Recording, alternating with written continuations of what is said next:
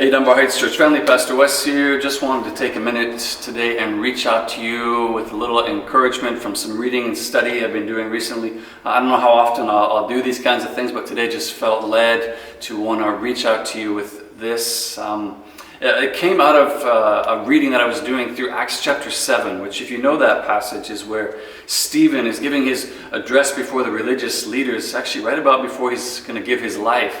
And he's sort of recounting the whole history of Israel and what they were as a people. And in one section, he talks about Moses and how after fleeing Egypt, he's out in the wilderness working as a shepherd for 40 years before God calls to him out of the burning bush and says, I want you to return to Egypt and deliver my people out of slavery. And it's this whole question of what is God accomplishing in the waiting as much as in the destination he's calling us to. What's happening in those waiting periods where we can't see God, where we don't know what he's accomplishing? What's he doing in our lives there? And I think as an individual, as a family, as whoever you are right now, living in this global pandemic, and particularly for us right now, this section where it looks like this is going to be a season of waiting. This is going to be something that's not going to be over quickly, and we need to think through the idea of how do we respond in this time, and how do we understand God's will in all of this. So let's listen to what they say as it relates to this idea. I hope it would be an encouragement to you. He says, the hardest ingredient in suffering is often time.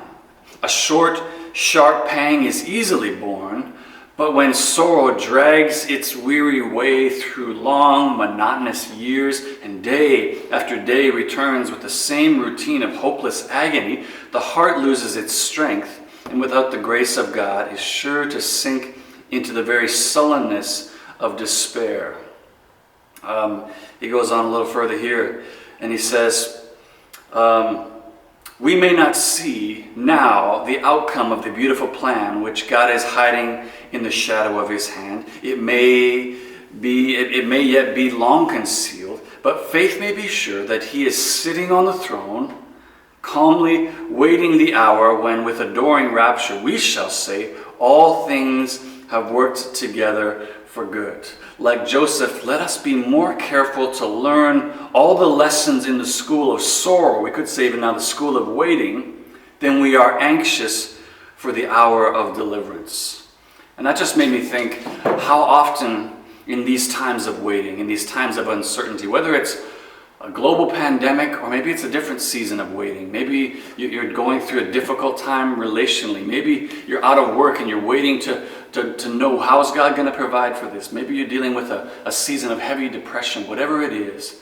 How often are our prayers only just, God, get me out of this.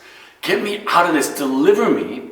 And not also, God, what do you want to accomplish in me right now, in the midst of this waiting time? It's certainly not wrong to pray, to ask for deliverance, ask for help, ask for freedom in these times of suffering. But I wonder if our prayers shouldn't also include, God, what are you wanting to accomplish in me right now as I wait? To know that times of waiting and seasons of waiting on God are never wasted. Those are not things that he doesn't use as well, because as you see throughout the sweep of Scripture, God is just as concerned, if not more concerned about the journey than he is about the destination.